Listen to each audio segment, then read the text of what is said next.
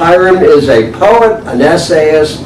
He graduated from SC, which is an extraordinarily fine institution, notwithstanding the rivalry that will occur about 10 days from now on the football field. And he's seen the life, the pulsating life of South Central LA. And he teaches poetry, writing, but this collaboration will give you a sense of the cultural vibrancy of an area of the city that I've come to know and truly love. So let's watch this.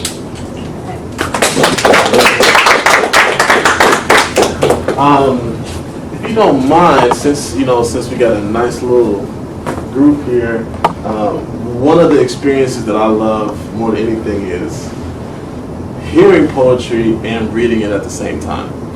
So I brought about 10 books with me, so do you mind if I just pass them out and you can follow along with me? Good. So I'll just take that little stack there. And I'm going to read a few poems that are not in the book, but most of them are. And if you'd like a copy of the book afterward, you can get one. If not, give me my book back. All right, and there's another one. The first thing I want to say is thank you to not only Paul for that great introduction, and the history associated with his own life, but also to Don Jefferson and the Center for African American Studies here. I also want to thank two great men for the legacy that's associated with their presence here. One is Ralph Bunche, and just the work that he did all over the world. And the second is Bunche Carter, who is actually more famous in my neighborhood because of the work he did with the Black Panthers. My father was a Black Panther, actually, from Oakland. And so I just grew up hearing stories about these men, especially men like Bunche Carter, and just the kind of fearlessness that they had in an effort to change things during their time. So I honor them. The last thing I want to say is to Don, is to thank you for having me. And I say that because I asked her if I could come. That is important to me to express, mainly because I feel like in college, most of us are here because we asked the institution if we could come here. Does that make sense? Whether we teach here, work here, or students here, we asked to come. And I feel like that tradition of asking, that tradition of asking for what you want is something that should always be at the forefront of your mind. I want something. I want to read to the people there. Can I come? Will you allow me to come? So I want to thank her for allowing me to come. Before I get started, one of the best human beings I know just walked in the building, and I asked him to come read some poetry with me for two reasons. One, when you go to a neighborhood you've never been to, you should know somebody there. And if you get caught in the wrong neighborhood, you don't know nobody, it could be trouble. So I know somebody, who over here, who used to be over here. He graduated from UCLA, actually. So we're always, going back and forth. But he's just a sincere human being. And I asked him to read with me today because, he's just better than me in a lot of different ways. And so it's an honor to have him here. So I'm going to ask him to come up and read a couple poems before I get started. So please put your hands together for a cold piece. Greetings, Bruins. I don't know how you let a Trojan on campus, but we'll talk later about that. Even though his flaw was going over there, I still love him in spite of. He's an amazing man, inspiring man. He teaches everywhere, and he's a family man, and that's what I appreciate him about the most about him. Him and his wife owns a preschool called Hidden Gems, and I was privileged to teach 4-year-olds poetry. You never taught 4-year-olds anything? It's interesting. So I'm a graduate of UCLA. I graduated in 2001 with a bachelor's in history and a BS in health science. I taught history for 13 years in high schools across the state, from Oakland to Los Angeles. I got laid off 4 years ago, and I've been teaching poetry full time in different schools around the city. My company is called Literacy Through Poetry. So I go to different schools and I get all the students who the school deems that they can't read, or they have comprehension problems. Forgive me, I just walked. When I went here, I had a bike. So I realized biking here and walking here was totally different. But so I teach them how to read and comprehend through poetry. I use some of my poems and some of my favorite poets in the community and abroad to teach them how to read. And with my program, I have a success rate of 80%. Wow. And 2 of my students are now in college who, in their 9th grade year, they deemed they couldn't read at all. So now they're pursuing college degrees. And they thank me, but it's really just focusing on what their strengths are and identifying their weaknesses. So Professor Sims asked me to come do some poems, and I'm gonna do a couple haiku. And then I'll do a longer version. This is one of my manuscripts I'm publishing next year in June. It's a book of haiku. So let's see, here's one. Everybody know what a haiku is, right? Okay. Taught to hate myself, systematically placed, designed to oppress. Here's another one. I did this at a rally in front of like 200 police, and they followed me home. Cops pulled me over. No, I don't have any drugs, but I know you do.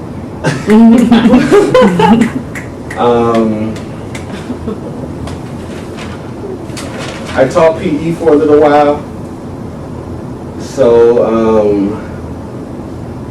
I used to play with my students, have fun with them, run with them, do everything they did except when they got in trouble. So I wrote this one.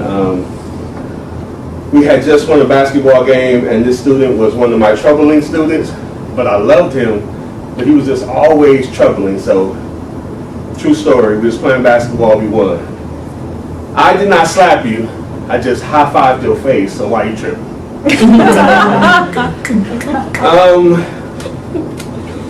Okay, let's see. Violence, synonymous with America. This hysteria birthed the nation. Remember things taken? Days of mass murders demonstrated on natives and still celebrated annually. Families come together with food that will eventually kill them. The system is not broken, it was designed this way. This way, voters think they can fix it. It's just a glitch in the matrix. Politics, they gave us Obama, comma. That appeased our pawpaws and big mamas to have a black president. It's not irrelevant, but it's evident he has done nothing for us. Us know that the government is corrupt. A change did come. See, they use a black man to give orders to assassinate another black man.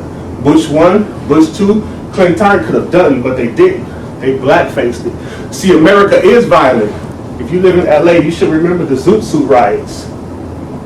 Y'all remember the Zoot Suit riots? Yeah. Okay. America even killed their own kind.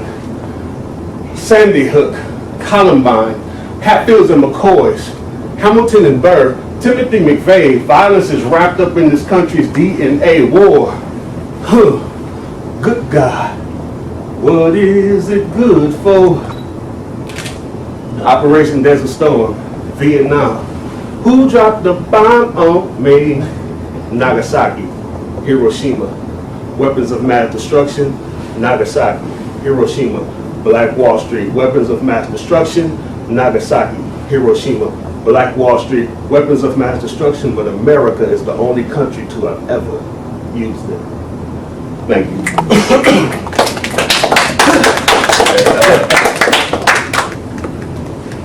One more, and I'll let the Trojan come up here. I wrote this about my son when Zimmerman got acquitted. And I attend a writer's workshop every Sunday in Inglewood called the Still Waters Writers Workshop. They give you a writing prompt and 10 minutes to write. They play jazz and let you write. And after your 10 minutes, you get up on the stage and you present and you get feedback. So I wrote this poem in 10 minutes, and it's a letter to my son. He's a 7-year-old. He got tested last year and a certified math genius. I'm proud of him, but after like addition and subtraction, I can't help him. I'm a writer, so math isn't my thing. Yeah. But he doesn't, I wouldn't say he don't like to read, it's just not his favorite thing to do. So what I did as a writer, I started writing math problems for him and word problems. So now he writes and do something he loves all at the same time. My real name is Charles. He's Charles IV. We call him C4. And he's explosive too.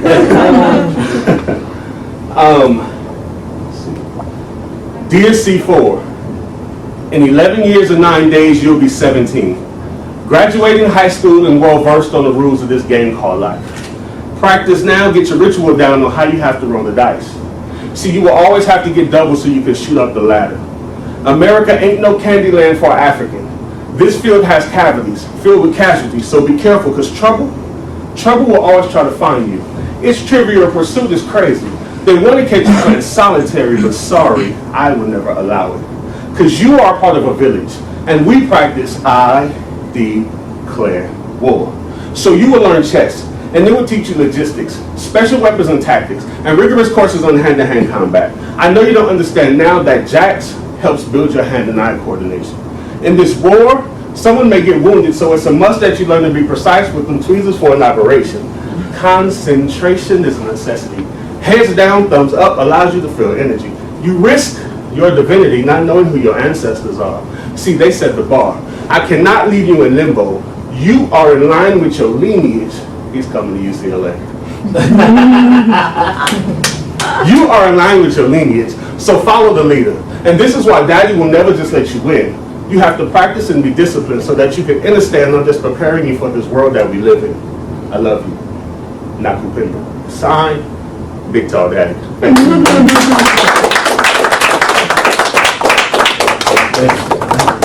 Thank you. So, well, might have to come over here and hit the slide a few times. Yeah, I can do it. So I'm gonna read some poems from the book. First, I should talk about. I'm gonna read this poem and then I'm gonna talk about the book. One of the things that bothers me most is like how obsessed we are with things that don't matter. You know, that the things that affect us the least get the most attention. So this poem is called Attitude, and I wrote it after I saw this moment right here.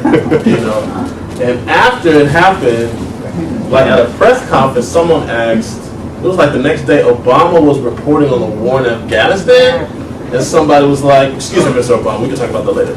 What do you think about Kanye West taking out a war from Taylor Smith? And he was like, what are you talking about? Well, like that he had to address it. So this poem is called Attitude. When poetry is more important than French fries, then I will be an American. When Wordsworth is worth more than Worthington Ford, then I will afford stars and stripes. When a Lorraine Hansberry playwright gets more play than a Sony PlayStation, I will be patriotic. When a Langston Hughes dream deferred is more significant than a dream cast, then I will dream of casting my lot. When Amiri Baraka outsells Waka Flocka, then I will flame for this country. When the Dead Sea Scrolls of Saul Williams roll over the redundant rants of Wendy Williams, then I will pledge my allegiance. When the Vietnam cries of Yusef Kamanyaka are echoed as much as "you are not the father," then I will claim the USA.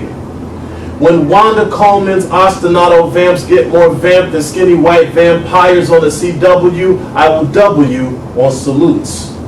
When the bones of John Keats are more valuable than the boniness of Miley Cyrus's flat pancake ass, then I will ascertain the notion of nationalism. When the American skinhead lullabies of Patricia Smith ring louder than a Smith and Wesson 12 gauge on gauge in Normandy, I will formally be a loyalist.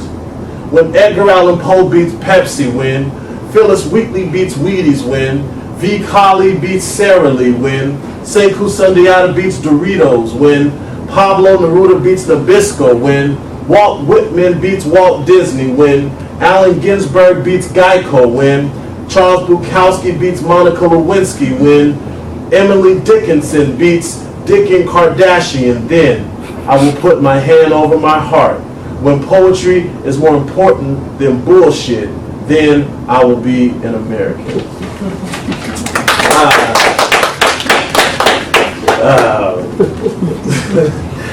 So I want to talk about the book for a minute. Hit it one time. Yes, thank you, Don. The book, Photoetry, is really it's a art gallery concept, actually. That's where it came out of. Me and my friend from the neighborhood, she invited me to this art gallery show in downtown LA, and I thought it was, I told her, I was like, I don't go to art gallery shows, that's kind of bougie. I don't do that. But she took me anyway. There was this painter named Azakiwe Andrews, and I had never seen, like, I don't know, I guess I'd never seen that type of like urban art in an art gallery. And they were playing hip hop. It's like I had never been in that environment, so I got immediately impressed and then immediately jealous, because the art that I create, poetry, I had not seen it on a wall before. So my friend was a photographer, and I was like, you know, we should get together and create something. Maybe we could call it like Photoetry, like poetry and photography. This is in 2004, and she said that's a stupid idea. This wouldn't make any sense for a poem to be on the wall. And then she like took a walk around the gallery and came back, and then she was like, you know, maybe it could work. And so we had the first Photoetry art gallery show downtown LA, a spot called Art Share, and it was the most bootleg show that you'll ever see. Like, we printed out the pictures and the poems from the printer in my dorm, like the Lexmark, and we just like taped it to the wall. But you know, it was amazing. It was amazing. And then like a couple years later, we did another show. Both of us had jobs, so you know we could pay to have stuff really printed out. And then later on, you know, about 4 years later, we had the concept for the book came. And so Photoetry is really, it's a love letter to my city where I grew up and where I still live. Mainly because when it comes to media depictions of where I live, you know, people think everyone is a violent, aggressive criminal that's gonna hurt you on sight. And I felt like I wanted to create a different depiction of the realities of that area and what it's like to actually live there, the beauty in it. And so that's really where the book comes from. The unique thing about this book, in my opinion, is that half of the poems, and half of the poems and half of the photos are written about each other, if that makes sense. Meaning that one created the other. You know, I gave these photographers 50 of my poems. They each gave me about 30 of their pictures, and I told them whichever poems, you know, draw an image in your mind, go take that image. And, you know, they told me, like, whichever pictures evoke language, write that language. So Photoetry is kind of like this, you know, dual creative process, if that makes sense, you know. So with that, I want to read some poems from the book. If you got the book, I want you to turn to page 20. There's a group of people in this area, you know, they will hurt you, they will kill you, they will take what you have, and we call these people the LAPD. So this poem is called I Feel the Love, Ode to the LAPD. Page 20. I love the police. Even the word sounds so sweet, police. I love the way they flash that bright white light in my face when they ride past me, checking to make sure I'm black, and fortunately for me, in a car with other black men. I love how they bust that sweet U-turn and hit those red, white, and blue lights that let me know I'm in America. That's patriotism. I love to hear the welcoming sound of bloop, bloop, as I slowly pull my car over in a poorly lit area. I love how he walks towards me with his hand on his gun, ready to protect me from criminals, no doubt. Then he asks me for my license, probably curious about what my picture looks like. I love how he politely asks, after seeing my student ID, if I've ever been convicted of felonies, because he wants to develop a personal relationship with me in my past. I love how he asks if me and my friends can step out of the car, because I know he wants to see the sweet upholstery job in my '89 Cadillac. I love how he asks if me and my friends can stand up against the fence with our hands behind our back and our legs apart. He probably just wants to see how good we stretch. Then, after thoroughly examining the interior of my car with a dog, he tells me I'm free to go on my merry way. He even wholeheartedly, sincerely tells me to have a nice day and stay out of trouble. I feel the love, LAPD. I feel the love.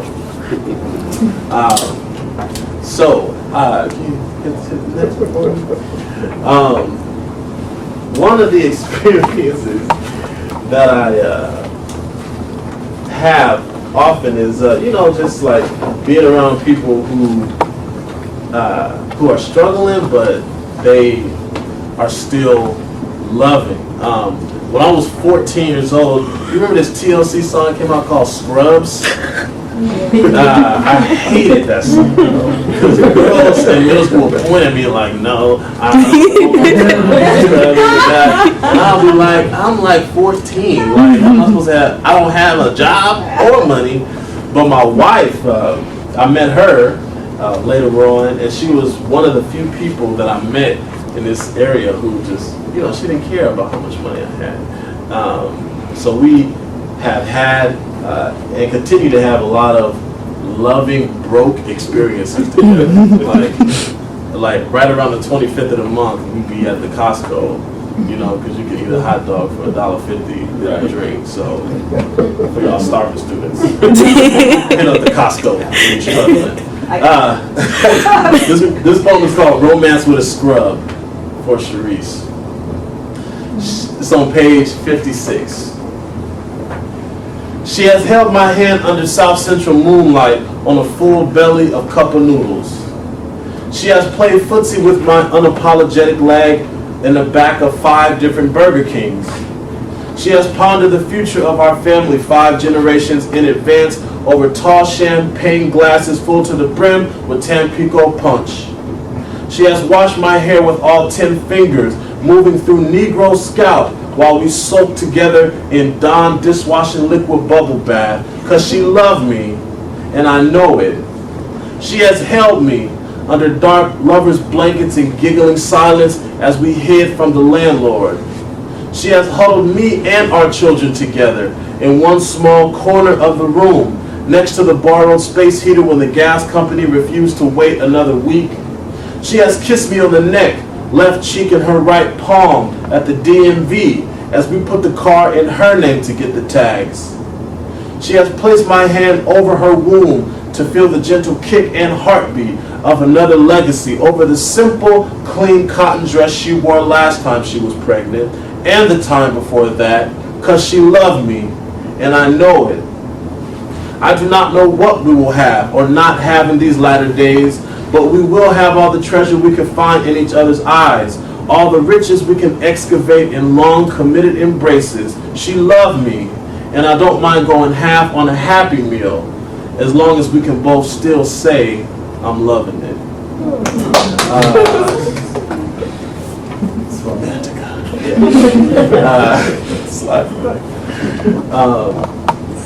So this is my favorite poem in the book, and you know, some of you might be entertained by, you know, the image. This is on page 35. I grew up in a very segregated city called Los Angeles, and I didn't meet a white person my age until I was in college. I was a freshman in college. Everybody white in my neighborhood was the police or the teachers. So I had this friend, his name was Ben, and we became very close, and one day we had a conversation in the cafeteria about how afraid we were of each other before we met each other. And he told me he was afraid of me because he had been watching BET, and he thought I was like that. And I told him I was afraid of him because I have been reading history books, and I thought he was like that. But it was our friendship that really destroyed a lot of the stereotypes between us. So this poem is called The University of South Central. My first white friend, his first black friend, freshman year. He talks first. They told me you're a criminal, that all your people rob and steal from folks who have the sort of mind to work for what they should conceal from you. They say you're nothing but a beast whose endless violent rage will hurt 1,000 people's lives before they lock you in a cage. But you have never been to jail, so I'm confused. They told me you're a colonist, that all your people conquer soil that God's given to other men, then rape that continent of oil or gold or diamonds, take your pick. They said you've dug 1,000,000 graves, then filled them all with native men and turned their children into slaves. But your family owns no land, so I'm confused.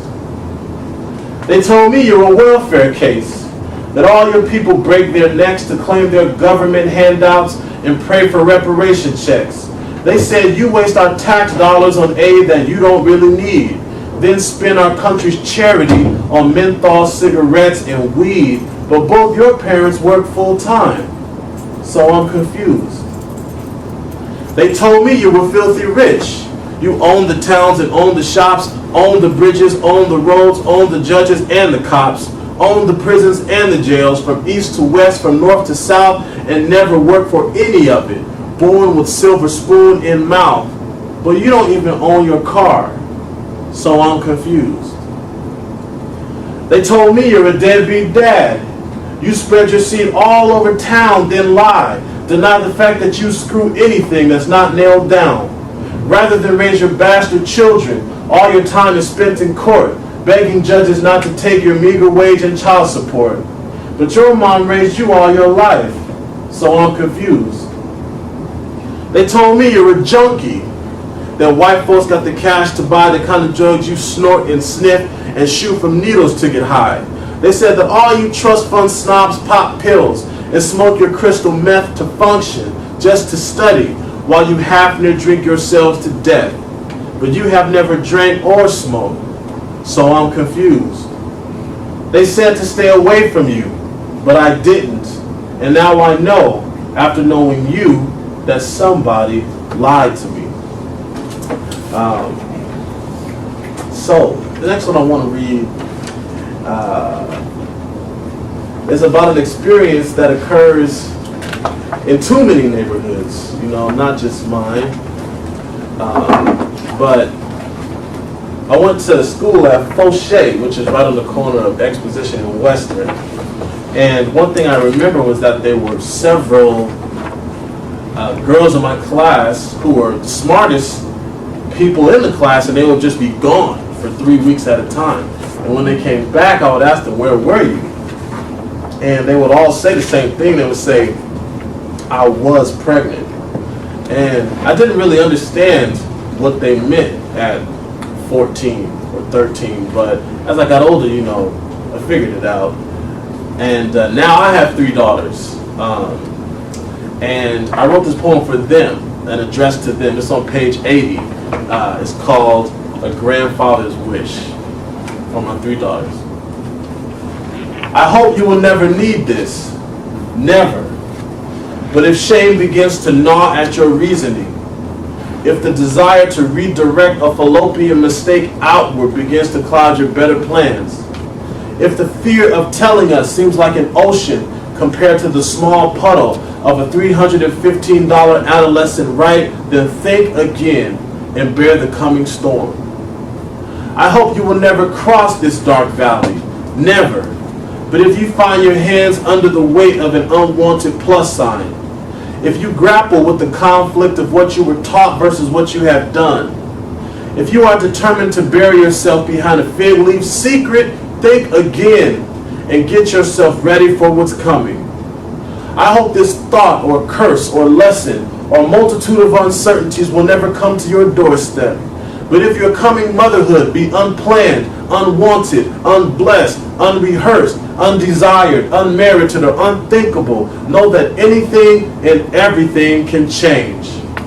We will be angry, upset, curious as to what we did to cause it. We will wonder if we should have homeschooled you, or locked you in the garage, or dragged you to church the 26 different Sundays you claimed you were sick. We might even wonder if we are reaping something. Chickens come home to roost. But then we will get it together and let you know that you can stay here for as long as you will mind. And we will help you raise him or her or they, since they are ours too. And as hard as it will be, as confusing and restless and strange as it may seem, when you hear them call me Grandpa and you see me smile, you will know you made the right decision. So, one of the experiences that I had, I'll never forget, I have this good friend. He's a photographer. He's actually in the book. His name is Amir Espy. And I went to his house, right, for Thanksgiving. He invited me over there. And he lived in the neighborhood too. And I walked in the kitchen, and there was like this group of like 8 elderly black women sitting in the kitchen together, right? And they were all talking about Jesus, right? And they were just like, right, but they was kind of like poetry. They were like, he's a revelator, he's an emancipator, he's an administrator, and you know he's good. You know, and it was just like this conversation that they were having. I just went to like get a soda or something, but it was something that I seen at a lot of, you know, black family gatherings. And so I just wrote a poem about it. It's called Thanksgiving at the Espys for Amir. Jesus is usually, this is on page 44. Jesus is usually in the kitchen at black family gatherings, mixed in with the 2 whole sticks of butter and the cornbread. The Savior boils over the pot of greens in there with the seasoned saints as they wait for the rapture and the sweet potatoes to come out the oven. The young people sit in the back where the TV is and avoid Jesus like the plague. Drown out the sound of salvation with Jay-Z and Tupac comparisons. They navigate away from Calvary Hill as LeBron and Kobe go at it again, but in the kitchen, where you must be at least 55 to get a good seat. John the Revelator baptizes the Son of Man 100 times before the collard greens are finished boiling down.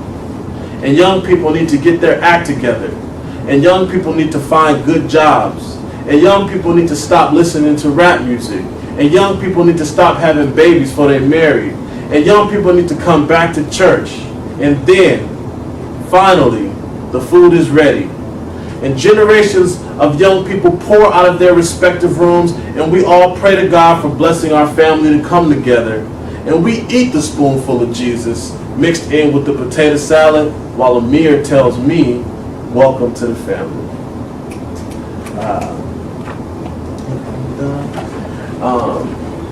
Couple more. This is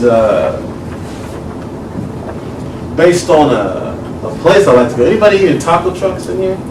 Yeah. My favorite taco truck is called Los Carnales. And it's at a Shell gas station, inside of the gas station parking lot on Vernon and Figueroa.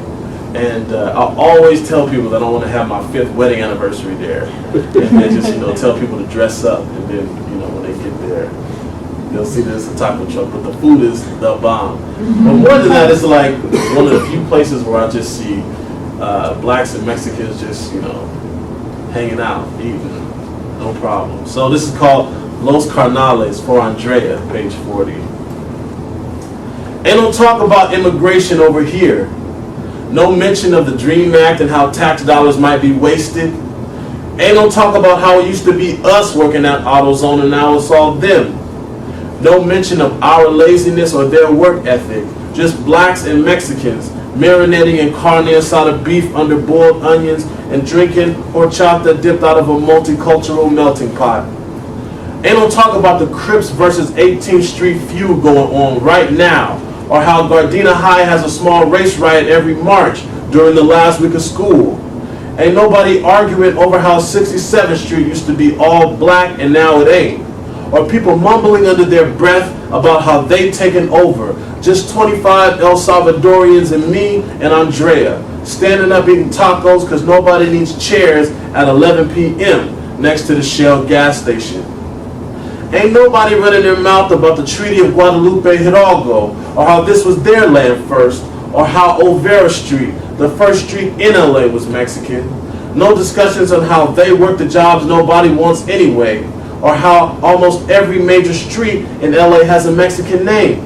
Ain't no meditations on how they deserve or don't deserve driver's licenses or them racist Arizona laws. Just Andrea and me at the VIP parking at pump number 3, listening to an old school Robin Thicke song thinking, damn, he sound black.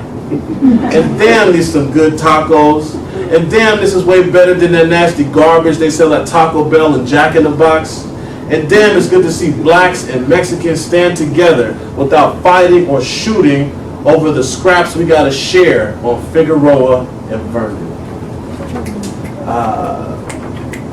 It's slide on down. This is one of my favorite pictures in the book for 2 reasons. One, we were trying to take a picture of a casket, which is in the book. So we went to this casket shop on Figueroa, on Crenshaw, not too far from Stalker.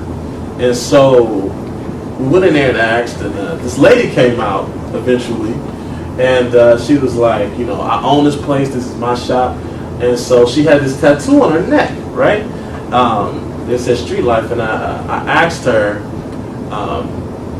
why she got this tattooed on her neck. Or rather, I asked her how she came to own a casket shop.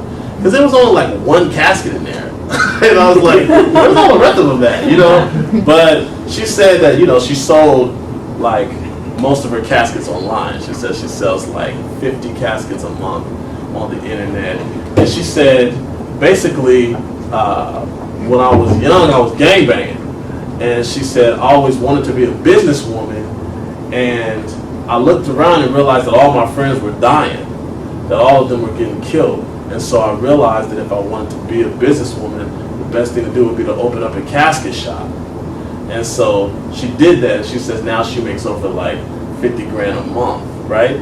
And so what was so interesting about that is because she told it to me as like a rags to riches story. Like, I used to be poor now, but it was like how she makes her money, you know, off the murder that's occurring in the very community, in the very group that she used to be a part of. Right. So this poem is called The Wrong Red Shirt. The Wrong Red Shirt. In high school, it's on page 19. In high school, round about 15 years old, round Western and Exposition Boulevard, I ran across a busy South Central street with a red Hawaiian shirt tied around my waist on my way to get my mama a hamburger. I am not Hawaiian. Never been there, never smelled there, never seen there, but because it was red, a very noticeable red, someone noticed me. I bought the red shirt to fit in, to blend in, to never be noticed, but it didn't work. That boy, dressed in a grown man's aggression, ran over to me, hand under his shirt, and said in a tone that meant I might die today, "Where you from?" I knew what he meant. If I was sarcastic, I would have said Hawaii. If I was conscious, I would have said West Africa. If I was deep, I would have said God's fingers. But I was smart and very afraid. And I said what I should have said to a young Crip looking for trouble. Nowhere. He let me go. And to this day, I never wear red, nor do I want to be noticed by anyone. The other thing I want to say about, just like gangs, gangbang is, I'd be mad at him because he took all the colors. I'd be like, you got like grape street, you got purple, you got red, you got blue. I just feel like I'm supposed to wear clear when I'm walking down Slauson, and nobody wants that. Nothing. But I actually think like gangs are undercover environmentalist groups because they be in the park all the time. Like, y'all must really love trees and nature because y'all just staying at this park. I want to read these two poems on the subject of dreams. One of the things I love about being in college environments is that I'm surrounded by people that are moving closer to the goals that they have. And sometimes it's a major struggle, but I always feel like that it's energy, just like ambitions all around me. And some people years away from them, but still on their way, So I'm gonna read these two poems about dreams. Page 23. The first is called Armor for Dreams, and the second one is called You Will Not Tear Down My Dream. And the second is inspired by an experience that I had with my pops. My dream was to teach English at college, right? But some of you who know about this like part-time adjunct system, some people don't respect it. So I was teaching a class at Santa Monica College, and my pops text me, and he's like, it's an emergency, I need you to call me right now, right? And so I'm thinking he's dying. So I step out of the class, and I'm like, hello, what do you need? Like, where are you? And he's like, hey, I just found out that the post office is hiring. And you need to go down there right now, leave the job, go down there right now and apply. And I'm like, I got a job, man. There's 30 people in the room, like, this is my dream right here. So, it just made me mad, but I'm like, you have to protect them, these dreams, that you have to shield them, because other people, whoever they are, they're just looking to tear it down. So my mom did the same thing when she found out I was teaching. Really? And she was a teacher. Like, why? Yeah. You see, it don't make no sense. So this first one is called Armor for Dreams, page 23. Dreams are for the dreamer, treasures of the mind. Hopes are from the healer, vision for the blind. Peace is for the mobile, trudging toward the goal. Life is for ambition, motive for the soul. Doubt is for the listener, foreign to the dream, tearing down the vision, ripping at the seam, seeking redirection. Prudence in the claim, void of understanding, poisoning the aim. But dreams are for the patient, conquering the fear, trusting without ceasing, mastering the gear. Shield the aspirations, shun the doubtful tones. Let the hopes unrealized triumph in your bones. You will not tear me down.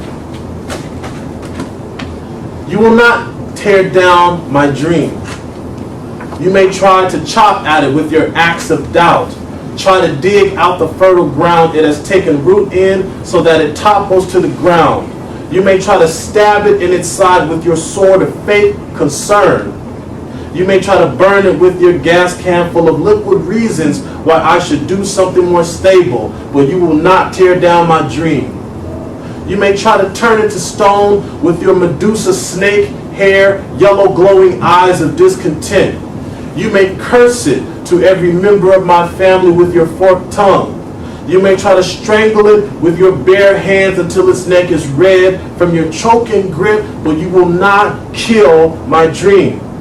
My dream is stronger than your hate for it.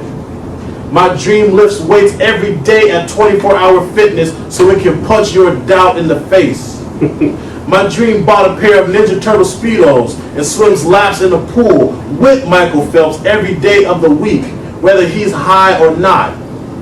My dream dances. Matter of fact, my dream was a choreographer for the movies You Got Served, Step Up 1 and 2, Darren's Dance Grooves, and the first season of America's Best Dance Crew. If my dream were a fat black woman, she would be Monique from the Parkers. Big, healthy, and willing to show way too much skin. So in closing, back off my dream. It belongs to me. It inspires me. It motivates me. It loves me. And the last thing I will let you do, the very last thing I will let you do, is tear down my dream. Slide coming down. I got one more poem. One more poem. I have 3 beautiful daughters, as you see on the screen. They take after their mother. I'm beautiful too,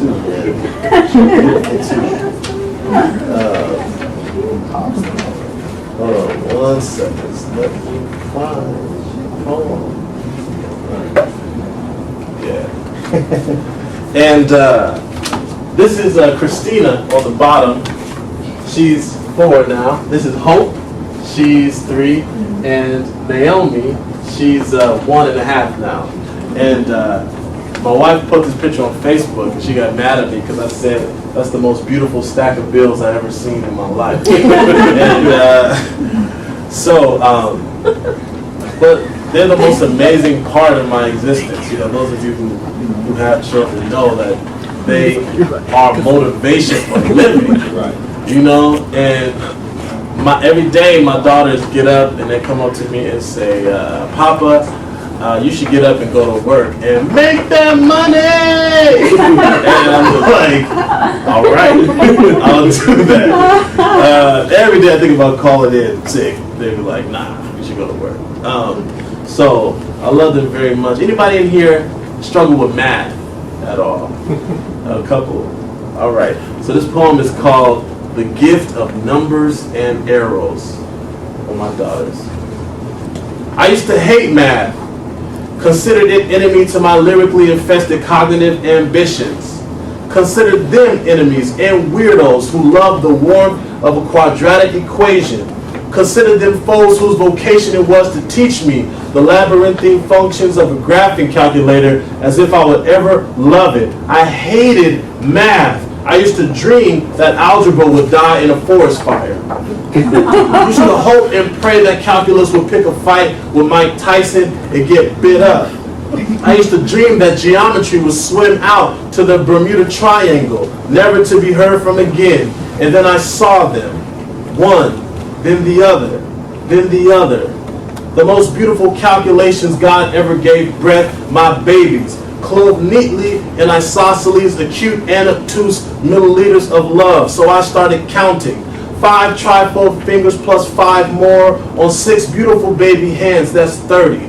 10 tiny taupe and oaken toes firmly fastened to 6 brand new legs, that's 30. 176 eyelashes to shield 3 beautiful sets of Dora the Explorer loving eyes. 528 leading to 600 blinks per day, per eye. That's 3,600 openings and closings of little eyelids for every son. So I kept counting. 5,753 baby diapers I had to buy that I couldn't reuse even if I wanted to, times 3, 17,259, but who's counting? 18 billion cells in every finger that will point and curl and tell a young boy to come closer. So I'll need 1 shotgun, 2 barrels, 3 bullets to scare off any little neighborhood punks who foolishly think they are worthy enough to talk to one of my numbers, my digits, my integers of legacy. And every day when I hold these 3 prime number daughters in my arms, I thank God that math always has been and always will be my favorite subject.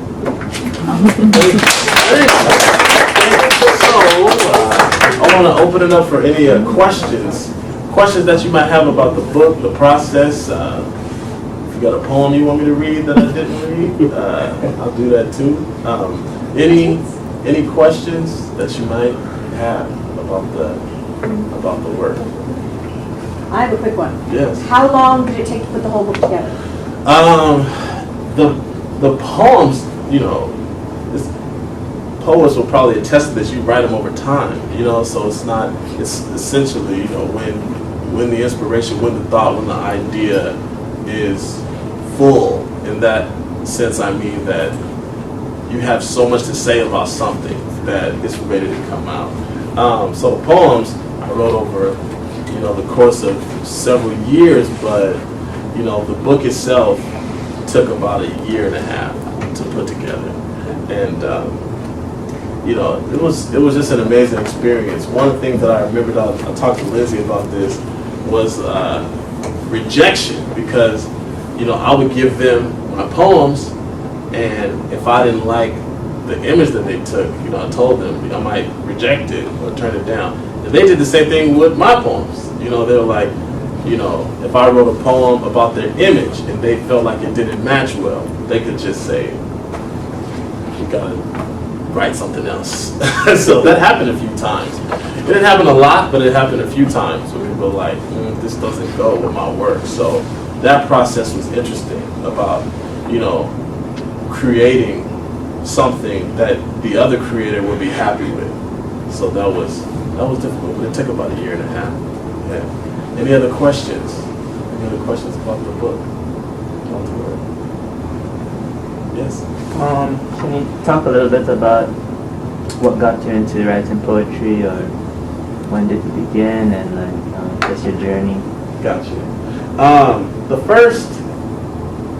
first encounter I had with poetry was really at church, because I go to a church called the House of Jacob.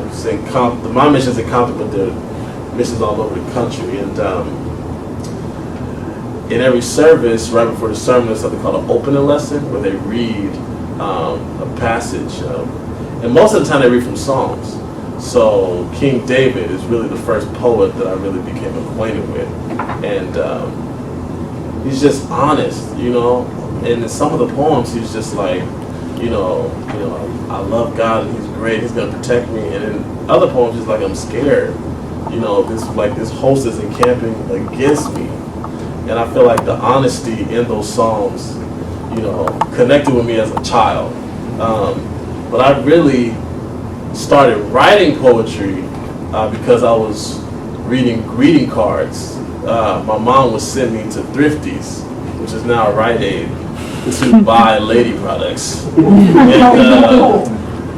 And there was this jerk at the register who would always, every time I bought him, he'd be like, can I get a price check on this super absorbent seed?